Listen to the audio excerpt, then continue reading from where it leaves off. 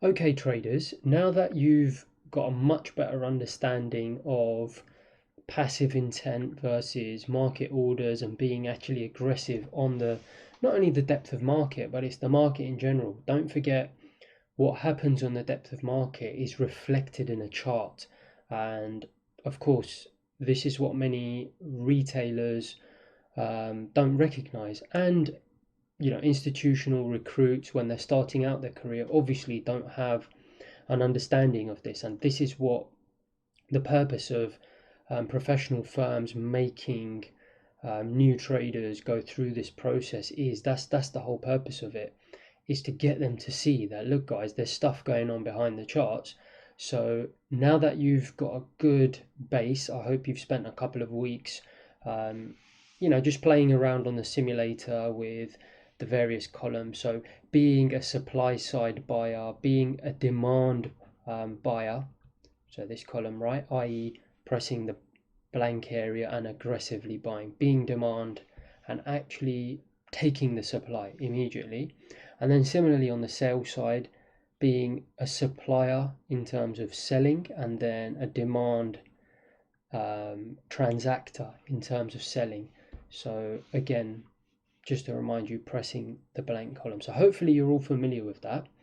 Now I just want to take it one step further and actually look at, as promised, some supply side games. That's what I want you to start observing now. You may have already started to do that as part of the exercise when you're when you're placing trades. What you may have noticed is, so really it's supply side, right? What is the supply side? Well, as we've said umpteen times over the last several hours of course material, the supply side is very much the depth of market. It's where supply essentially is available at every price. Okay, no different to any other market.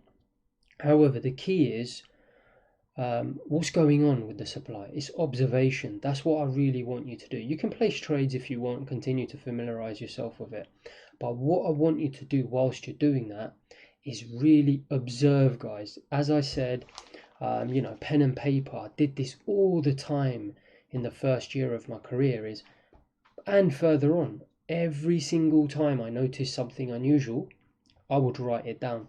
So for example, you've got a depth of market here of the treasuries. Guys, what's unusual here? Well, so what I would do is I would start my day just looking at what's kind of going on in the depth. So I would see here straight away, right? Would you agree? On the supply side, you've got approximately 150 on average at each level, right? And on the buy side, again, supply side, but of buyers, bids, what have you got? About the same, right? About 150 seems to be normal, right? So I'm looking for something unusual that's going to clue me in to what's going on the market, because I already know everyone is looking at this 150 at each level. But what is unusual about it? What's everyone got their eye on? Guys, look at this. Would you agree? There's 1077 bids at 11.5 in the treasury market, and you'll see this when you move on to pound dollar, euro dollar, some of the thinner markets, crude oil. You'll see there's unusual orders, and this is really where supply side games come into their own. Now I must say, when you're placing orders, don't forget, we're not doing this to make profit. I don't use the depth of market anymore to trade on. I'm not really using the supply side, the depth, so much. Of course, I like to be aware of it, but I'm not using it as much as I'm using the demand side. So I don't want you to worry about this and think, oh, I need to understand this to make money. It's not that. I want you to understand it so you understand what is driving the market, what's going on behind the market. And in particular, the key is, guys, I need you to spend 99% of your time on this, is absorption. Because this is something I do look at in the cumulative delta. Just put CD. Cumulative delta, I look at it on a chart. And if you can understand absorption well on the depth of market, you're really going to understand it on a chart really well. And you'll see when we come to place trades on a chart And doing market profile, volume profile, even footprint, is crucial that you understand absorption, because that's what's going to be happening in those markets, but on a chart as well. I can show you how to view that using certain tools like the delta on a chart. So if you can really get to grips with that here, I would say focus 99% of your time here, really get what's going on. The game playing, which we're also going to show you, I'm going to show you examples of, is not so important because it's too fast, guys. It's algorithms, they're doing it. You can't compete in that space. That's one reason I moved away from the depth of market. A, and then B is the regulators are really clamping down on it. So I have noticed, especially maybe not so much in thinner markets, it's easier to get away with, but in thicker markets where it's too obvious, I have noticed a lot of these unusual orders typically tend to be quite real. People don't get away with pulling orders so much. So what do I mean by that? So let's go through the list and then we'll show you with real examples. So what is it that I actually want you to look for? Again, make this an exercise. Could be one a day you look for, or it could be all of them together. But like I say, make a note every time you observe these things. So we've already said this. I want you to tick these off as you view them on a depth of market.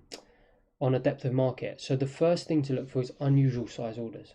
Okay, so you're trading or you're observing, sorry, and you noticed, oh, there's 1077. So make a note of that and make a note of the level. So in my career very early on, I would be writing this down. I would write 1077, 11.5. So I know, I mean, I don't know about you guys, but I don't have a photographic memory. So when the market's approaching, I want it written down. So I would write that down. So that's A. And then, so what are we actually looking for? So supply side games or spoofing, which the regulators really frown upon, is orders being pulled in order to create a false sense of support. So would you agree, if you see 1077 bidders here, you're going to think to yourself, oh, there's interest to buy the market. But what is typically happening with spoofing, and go and look this up, guys, on YouTube, Google it, you'll see there was the famous event with the Hound of Hounslow, which caused the flash crash, or allegedly. So what they were saying he was doing is he was showing things like this, 1077, and as the market approached, guys, he'd cancel it. It'd go down to 100. So you'd know probably about 900 to 1000, someone's just fake. So you saw that this is why I wanted you guys to do that previous exercise where you place an order and then press X to get rid of it. That's all they're doing, but they're doing it automatically using a machine. Because what will happen is, if you see a lot of bids here, guys, what people are going to do is it's going to give them a false sense of support. They're going to start buying the market, maybe aggressively. So, you'll see hundreds of offers being lifted on the way up. And then as we come back down, what's going to happen is they're leaning on this. They're relying on 11.5 to hold. As it gets pulled, it will collapse. What does that mean? All these guys that have bought on the way up, they'll now have to sell aggressively, which means the person who's spoofing, what he was probably doing, and this is the clever bit, this guy bidding 1077, the people that are buying on the way up thinking it's support, he's probably selling it to them, guys. He's probably also here at the same time on the offer side that he is on the bid side. Okay, so if it gets confusing, just keep rewinding it and think about this slowly. He's showing 1077, but actually what he's doing, he's selling to the people that are buying. Why? Because he knows that he's going to pull that. And as soon as the market, if it retraces slightly, he pulls 1077, everyone's going to get nervous and realize, oh, they've just been game played and it's going to collapse. So again, like I say, this used to be a lot more prominent years ago. I don't necessarily look at this so much now, so I don't want you to worry about this too much. But all I want you to do is, I just want you to observe for, like I said, unusual sized orders. If the average is 150 and you see 1000, guys, you've got to ask yourself, is that real or not? Now, what I will say is a lot of the times, like I said, more and more in recent times, it is real. In thinner markets like pound dollar, people get away with stuff. It's illegal, but it happens. And it's easier to hide because the sizes are smaller. But what I want you to do is observe in the treasury market the unusual orders, possibly watch for some of these disappearing as we approach, or watch for it not disappearing as we approach. So for me in my career, the key was if I saw 1077 several prices away, it didn't bother me. I was more concerned about, oh, what happens as we approach that? Does it start to disappear? What happens as we trade there? Does it start to disappear? Right, so that's what we're going to be looking for. And then this, guys, this is where I want you to concentrate a lot of the time on, is just watching for absorption. So absorption is the opposite, okay, of spoofing. So let me just clear this up slightly. In fact, I'm just going to clear the whole lot up. Okay, so absorption is the opposite. So typically absorbing could be taking place in where there's very normal size or less than normal size. So we've said here, you know, average is about 100 to 150 here in the buy side, and obviously about 150 here. What people are doing, guys, is they don't want to be front run if they've got a big order to fill, or they want to buy or sell the market. If you think about it, let's say I've got 3,000 contracts I want to buy in the market, and I want to buy at 12. Guys, I don't want to show 3,000 here, because if I show 3,000 here, I'm going to get front run. This market is just going to shoot up because people are going to see that and they're going to front run me. Now, what I can do, right, and this is where absorption comes in, guys, is I don't want people to know that I'm interested in buying the market, because well, obviously I don't want to get front run. I don't want the market to go without me. I actually want to get filled, don't I? And I want to hide my intent, guys. So let's have a look. So what's going on is you've got 194 here. So let's say the market trades down to it and those 194 get sold into. Okay, so I get long of 194. What I'm going to keep doing is, so you see 194 appear here, right, in the demand side of the sold column, is I'm going to keep putting 194 in. It could be say a couple of hundred. So every time 194, let's call it 200 just to make it a round number and easier. Let's say that was 200, right? So someone comes and sells me 200. So I'm happy. But then what, I've got 3,000 to fill. I've got 3,000, I said. So what I'll do is I'll put another 200. Okay. Now this, someone else comes, so with that will go to 400 now. Then I'll put another 200. Then it goes to 600. Then I'll put another 200 in this square. Do you see? So it's hidden. The person who's selling thinks, oh, I've taken out 12 and we're going to go offered and tick down to 11.5. But what's happening is I'm keep pumping it up with 200. That's not illegal because I'm actually getting filled. Regulator hasn't got issue with that because it's not game playing. I'm not pulling, or I'm not creating fake orders. It's real. It's very real. It's getting filled. Now back to the point of front running. You might be thinking, well, why would people front run me? Well, think about it, guys. If I place 3,000 here and the market figures out that that's real and I actually need to buy, of course they're going to front run me, because what they're going to start doing is they're going to start buying knowing that I have to fill those orders. Now, if I have to fill those orders, I'm going to start getting aggressive very quickly as this moves away from me. Could be a client order. So that's why people start front running, because these guys that front run, they're going to be making profits, guys. They're going to be able to sell out, aren't they, as the market moves up. So that's why people don't like to show intention, especially institutions who have client orders. They'll have special algorithms that will keep filling basically or adding to the bid. Every time it comes down, they'll add. So it'll get taken out, then they'll add again. Taken out, add again. So I'll show you an example of that anyway. So as I said, yeah, looking for normal sized orders. So 150, like I said, 194 is nothing unusual about that, is it? You come in the morning and you think, well, there's 100, 200 at every level. Nothing unusual about that. You won't know absorption until, that's why I haven't said look for things as you approach, because it's just normal. It's just going to look normal. Everything's going to look normal as you approach. It's as you trade. So what you're looking for is normal sized orders, but orders staying static as you trade into them, right? So this 200 gets traded into 200 contracts sell there aggressively, the 200 doesn't change. Then 400, 600, 800. So you'll see 1,000 trades there, but it just says 200 on the bid. So you can see something unusual is going on. Okay, guys?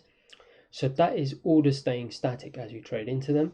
And then obviously look for orders not staying static as you trade into them, because then that isn't absorption. Okay? So that's ultimately the difference.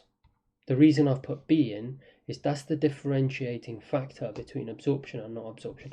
Obviously, if you've got 200 here, you trade 200. Let's get rid of this.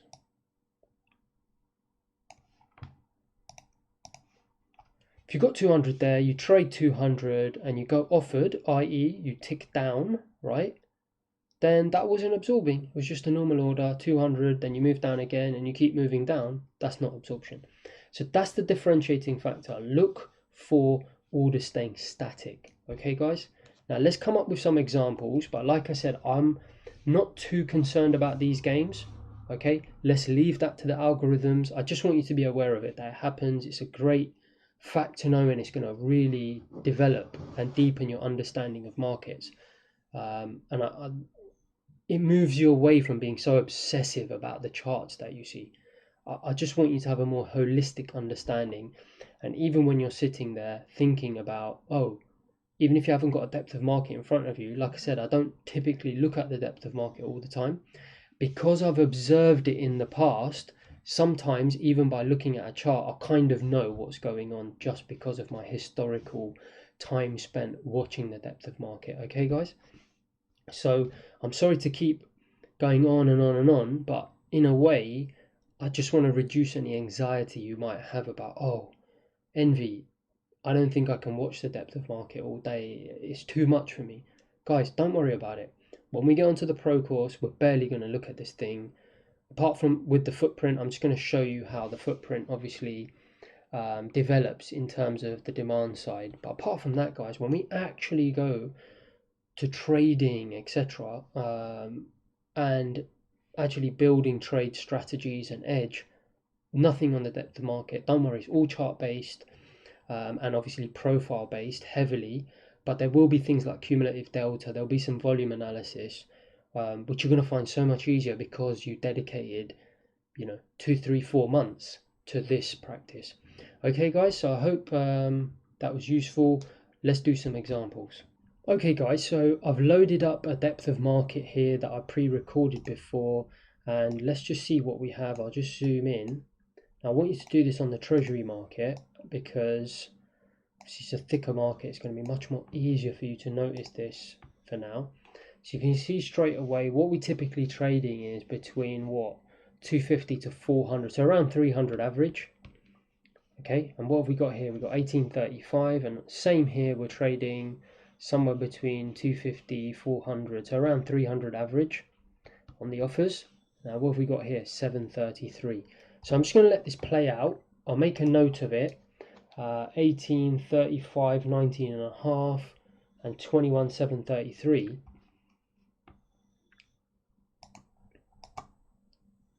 So what we need to notice straight away then is that the bids and offers do change, guys. Look, that went up to 764. That obviously changed by single digits. I think 5, right? 18 down to 1830. So that's just normal, right? You saw that before, where sometimes you're chasing, you're not chasing. If you're seeing it change by small amounts, it's always going to change. I won't be too worried about it. It's big amounts that we're concerned about. So let's see, it's at 1830 right now. 1822, 1048, guys. Okay, so what just happened there? that 19.5 went from over 1830 to 1000. Did we even trade there? No, we didn't, guys. Look, we didn't even trade there, and we lost 800 contracts. So what does that mean, guys? More than likely there's a spoofer. What that means is someone's placed 800 contracts there, in the hope that potentially, we don't know for certain, but that people start buying up the market, selling to him, and then it collapses. Potentially, we don't know that. But here's the problem. Because we don't know that, B is going to have been done by an algorithm. To take advantage of something like that is very, very difficult. So I'm actually hesitant to show you a full example of how these things play out. Because they're very rare. I do have a huge back catalogue, and I've decided not to show it here for a very good reason. Because I know if I show you, you're going to become fascinated and think, wow, this stuff's going on. How can I make money from it? And you probably end up spending the next several months of your life trying to take advantage of something that algorithms are using to their advantage. Guys, you won't be able to think that fast. It happens in a flash. I just want you to be aware of it. That's all. To deepen your understanding of what's going on the supply side. But remember, it's the demand side, these columns, that we as human beings can take advantage of using analysis, using discretion. We have certain advantages over the machines, and to do that, very much move away from the depth of market and looking at charts. My point is, it's for very good reason that I'm not showing you much more than a little glimpse into spoofing. Like I said, it just doesn't happen so often, and it'll be very misleading for me to spend too much time on this. I have noticed there seems to be this new, almost cult-like movement on YouTube about this type of stuff. And guys, it's just going from one extreme to the other. Be aware of it, but channel that knowledge and use that awareness in the right way, which I'm going to show you as we develop in the pro course. We're going to develop edge on the demand side. Supply side, like I said, leave it to the computers. For now, that's all I want you to be aware of, is see that orders can shift massively. And obviously that's impacting the market, but a lot of that is machines playing games. It's more the absorption side, which is, so I guess what I'm trying to say is the big difference between this is very much focused on supply, this is very much focused on demand. And it give you another reason why over my career I really shifted away and down into the demand side, is because think about it. This guy has got 800 contracts placed there, right guys? Has he actually traded? We don't know if he's even on the sell side. Maybe he's playing games for other reasons, whatever that is, we don't know. The point is, have his bids transacted? Has he actually bought the market? No. Those 800 were there, then they got pulled. That had no impact.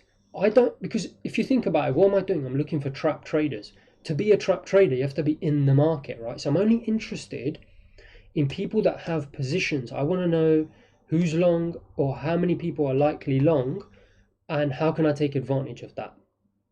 Because their pain points are going to be when the market goes against them.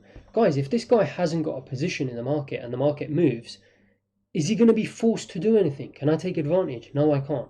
So I hope you can see why. Go on YouTube, look at things about spoofing and market maker games on the supply side. Guys, you're going to waste a lot of time if you listen to a lot of the garbage I hear out there where people say, oh, you can take advantage of this stuff.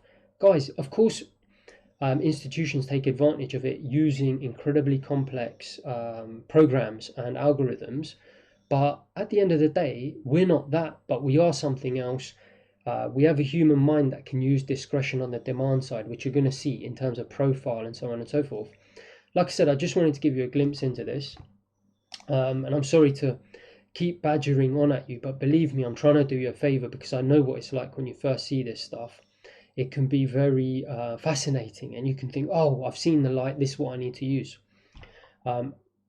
And just to hammer on the point, what I will say is what I've noticed a lot of people do, and I think why it's so difficult for them to find success is because when they see things like this, they think, right, that's how I'm going to make money. Every time people see one item, they're always thinking, how can I make money out of that? Guys, you've got to move away from that. You've got to start approaching information, not from how can I make money out of it, but what does that mean? What does that mean in the grand scheme of things? Because what we're going to do is we're going to combine loads of factors, and you're going to apply discretion to all of them and bring them all together. That's the magic that is the holy grail. There is no system. It's looking at a plethora of variables and bringing them together.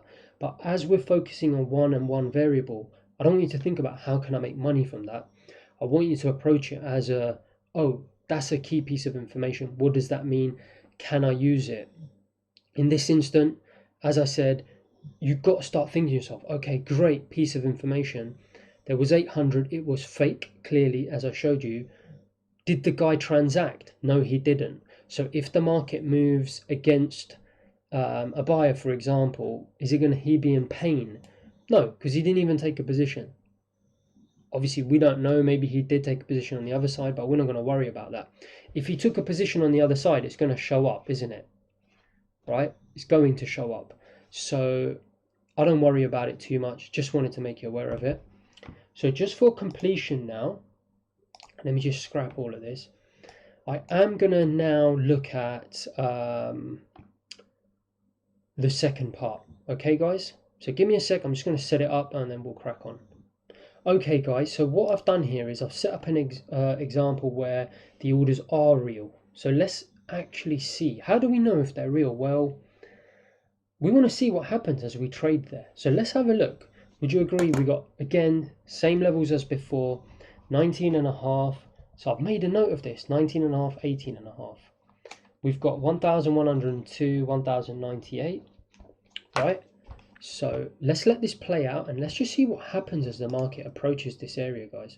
So again, I'm not going to say it again, it's unusual for the reasons I said before. We've got approximately 300 on average. We have got this 800 one here, so let's keep an eye on that. But I know obviously because I've done this example that the market will start to trade into these, and I want to see what's happening. Clearly they're unusual size. So let's watch the market as it trades into them. You see it's still sticking there. Might have gone down by 75, that's okay. We've still got 11, we've still got over 1,000 there. See, so the market goes offer. That guy's not moving out of the way, is he? He's still stuck there. That's giving me a key piece of information. I just centered it. There we go. So we traded, guys, we traded 978 into that. So we know that that was real. Okay. Orders not disappearing as we trade. They didn't, did they? And we traded into it. So see, this to me is useful information because I know someone just got long of around about 1,000 contracts and he's being quite aggressive because as people were trading into him, he was happy to do what? Take those contracts on. So let's see if the same thing happens. Just clear this up, sorry. At the next level of 18.5. So we had 1,098 written down. It's gone down by 18. Not a big deal, guys. It could just be one or two people here who changed their mind. I'm more interested in the big players. What are the guys, 500, 1,000 contracts? What are they doing? This is what I want you to watch for yourself. So let's just see. As we go down, as we go offered. Okay, so we traded what? 484 there. Right? Did the guy pull out the way? No, he didn't. He just absorbed or he took on 400 contracts. Look, he's still showing another 475. So pretty much the whole 1,000 contracts are still there. And he's still happy to take it. He wants to get long. This guy wants to get long. Do we see him take any more on? Yep. So there's more 700 now. 851.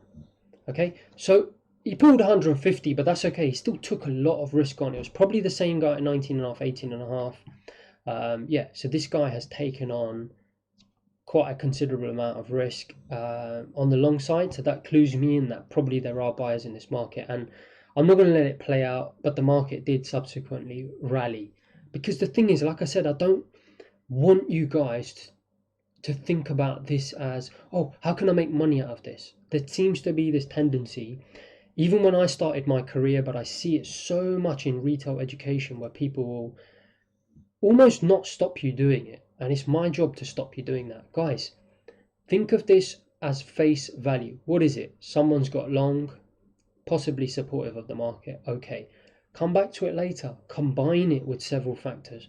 Don't think right now, how can I take 4 ticks out of the market, etc., etc. Okay, for now, I just want you to take it at face value, which is that there was an unusual amount there, but it was real. And the previous one with 1800 was fake. Okay, that's it. All right, guys, good luck with that. Observe that, see if you can spot those two things as well over the next few days. Then we're going to do absorption. I'm going to show you absorption in this same video, but I want you to come back to absorption after. Let me just set up the absorption example, and then we'll look at that, and then you can go away again for several days looking for absorption. All right, guys, enjoy. Okay, guys, so this is the absorption example. This is something I want you to have much more focus on than we did on the supply side for the reasons mentioned. This is going to be much more about demand and people actually taking risk in the market. Very, very important that you understand and spend time on this. So let's just start off and remind ourselves, just zoom in. What is it that we're actually looking for? So if I just zoom in first, so you guys can see it properly. What exactly, let's remind ourselves, what is it? What are we looking for? Well, we're no longer looking for unusual size, we're looking for normal size, right? So all of these orders here, someone could be hiding intent anywhere here. And then we're looking for those orders to stay static. So let's see what happens. Best way is to obviously see it in real life. So we're trading. Now what I want you to keep an eye on is 22, guys. So would you agree there's 329, someone, could be a machine or a person or whatever, but someone is willing to sell 329 contracts at 22. Okay, so we've already seen 169 trade there, so you'd expect, right? Would you agree? If about 300 trade here, we should move up to 22 and a half. We should go bid, basically, 22, 22 and a half. We should start to move up if people buy more than 300, which is what you've typically seen. Let's see if that happens. Oh, we've traded 600, guys. Still haven't moved up. 1,400, guys. Can you see what's happening here? Guys, we've got the same amount. What did I say here? Look for orders to stay static. Someone is willing to sell you 250 to 300. Guys have just bought 1,400, guys. Something doesn't add up. 1,400 doesn't go into 250 or 300, does it? So clearly this person is doing what? Absorbing hidden orders, guys. If you think like the banana market, it's like having 2 boxes for sale at the front of your shop. Someone says, yep, I'll buy both of those, there's only 2 left. You buy them, you turn around and there's another 2. You buy those 2, you turn around, the guy's gone around the back of his warehouse and he's bought another 2 out. Hidden, guys. Not illegal because he's transacting. He has every intention of selling those 2 or selling the 284 you see there. It's just that he's not showing his full amount. Like I said, you'll get front run otherwise. If someone finds out you've got a lot to sell, they're going to start selling very quickly, knowing you're going to be desperate to sell it if it starts moving against you. So that is absorption. We're going to see that it continues to absorb. Okay, so there you go. 1,600 now. What I want you to notice, guys, is as we slow down, what he'll do to lure more people in to buy from him is he's going to lower this offer, guys. He's going to go well low, down to about 50 to make people think they're finally making an inroad, and then he's going to absorb more of them. So watch that offer go right down. Okay, can you see it's at 100 now? He's trying to lure them in, basically. So we've traded 1,700. You see it went down to 60. Slow it down, this video, and you'll see it went down to 60. Now we've traded 2,000 there, guys. And they're still unable to push the market higher. This is classic absorption, guys. This seller is sitting on the offer, absorbing as many contracts as the buyers want to throw at him. Well, I should say buy from him, right? So now we're at 2,100. You see, it went down. It went all the way down to almost zero there. Went down to 60. I believe it went down to 15 at one stage. He's trying to lure people in to make them think that he's done. See, another 400 traded there.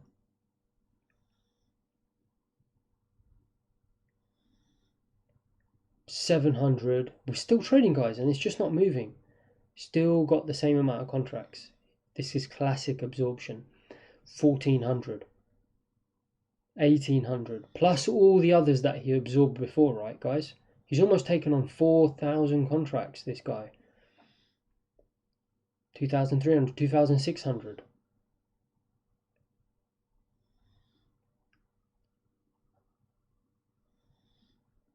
Okay. Bit of a standoff between the buyers and sellers here. Finally, they get through, and that's the end of the example, guys.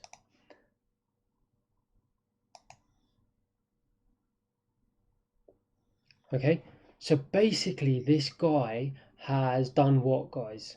He's sold as many contracts as he can, or he's absorbed from all the buyers. He's constantly absorbing. So what's happening is he's trapping these buyers, and more than likely we'll see this market turn around. But again, I don't want you to think about, will it turn around? How can I make money out of that? No, I just want you to realize that this is a massive clue that buyers are getting trapped. So what do I mean by that? Well, guys, what's happening to the price here? When a market goes up and down, price obviously changes. Guys, the price is staying flat. This is what delta is, and I'm going to slowly introduce this as we get into footprint. But delta is essentially the difference between the amount of buying on the demand and the amount of selling on the demand column. So this column. That's why I say, guys, this is the column. This is where I have evolved towards, because these are actual transactions taking place. The spoofing stuff is interesting, but like I said, people didn't actually transact there. This guy here and these buyers, they physically got long or short. That's all I care about. So the difference between people getting long and short here, would you agree, is quite big.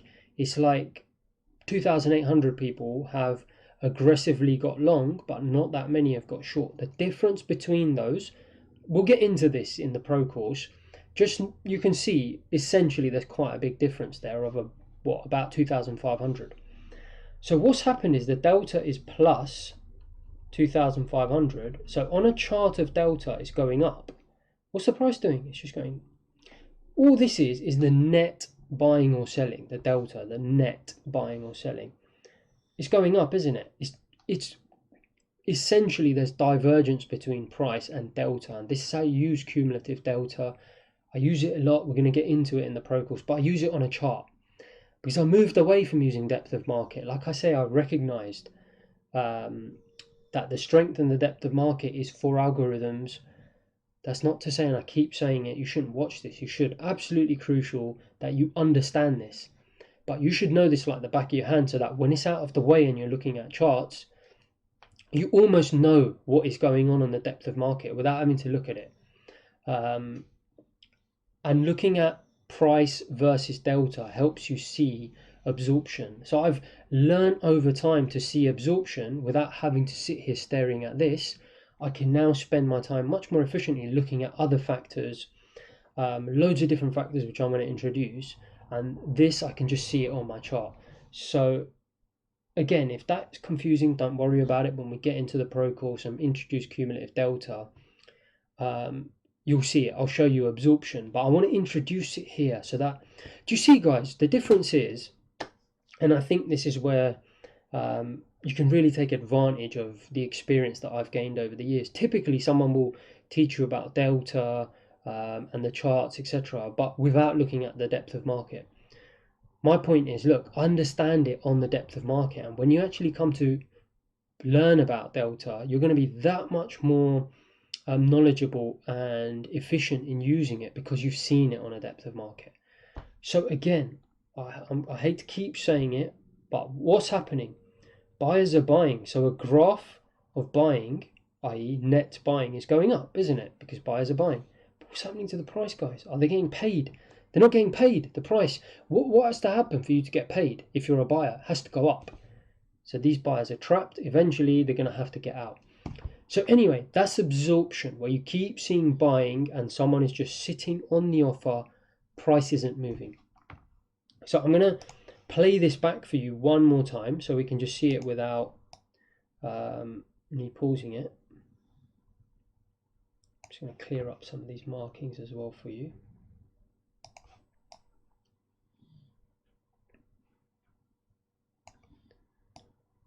The interesting thing about this stuff, guys, is again,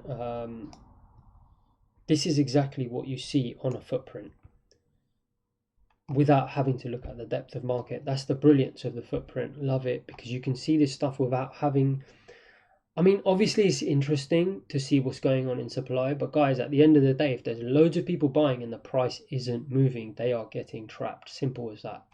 I just think it's useful for you to see this on the depth of market happening. So there we go. So we've got about 300. There you can see this guy's already absorbed an extra 500 on top of what he's showing. Now he's absorbed another 1,000. It's gone to 1,400, 1,600 at 22. Okay, we're going to see more absorption. You can see he's lowering his offer, trying to make people think there's no interest in selling there. And as soon as they fall for it, boom, he's absorbing all of it. Using an algorithm, of course, because a human is not quick enough to do this. So now we've traded 2,000 there. So this is what you'll see on a footprint, guys. Just want to make you aware of that. I won't pause it, but you're going to see on a footprint, that's what you're going to see. That is the footprint. Of course, we'll come back to this in the footprint module. So now we've got 2,100 versus 147 sells. That's why I say, guys, look, the buyers are getting trapped, or there's more buying than selling. This is what I'm doing when I'm looking at a footprint. It's the market orders. So now we've done 2,000 already. Obviously, we moved down to reset the buying column, but that doesn't mean he's not absorbing more.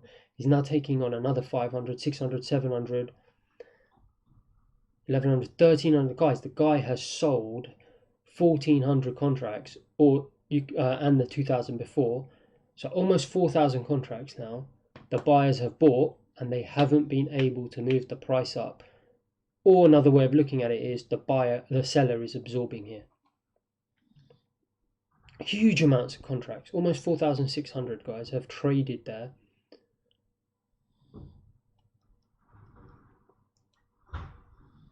Okay, so I'm going to pause it there and end the example. And this is the type of stuff I want you to look for in terms of absorption. I really want you to watch the depth of market and look for absorption, where it's just a normal price level, right? So for example, you've got the, whatever it was between 250 and 300. And if 250 to 300 trade there, normally, it will move up, right? But guys, the maths don't add up. If 2,000, 3,000, 4,000 contracts are trading at one price level and it's only showing 200 to 300, clearly the guy is hiding his intent and a lot of it is hidden. Okay, now the difference is, guys, and here's the big difference. When you are trading on a thinner market, on the treasuries, all of this was happening as one price level.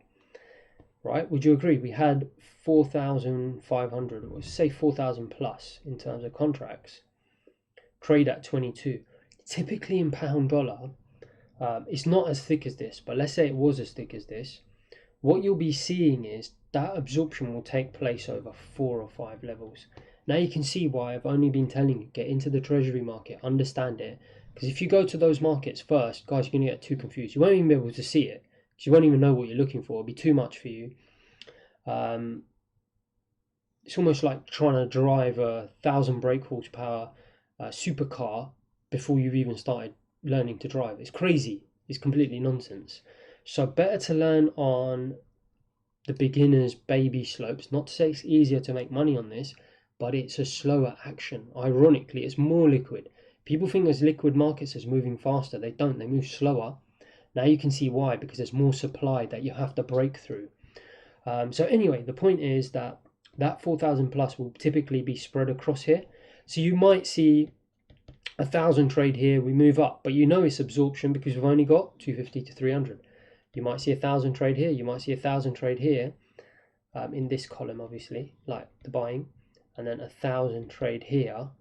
Okay guys, so you know it's absorption because there ain't 1,000 showing on the offers, so you know someone's absorbing. And typically what will happen is the market will retrace a little bit, so you do 1,000 on each level, then it will come back down, and then you do another 1,000 on each level, 1,000, 1,000, 1,000, and then you come back down, then you do another 1,000,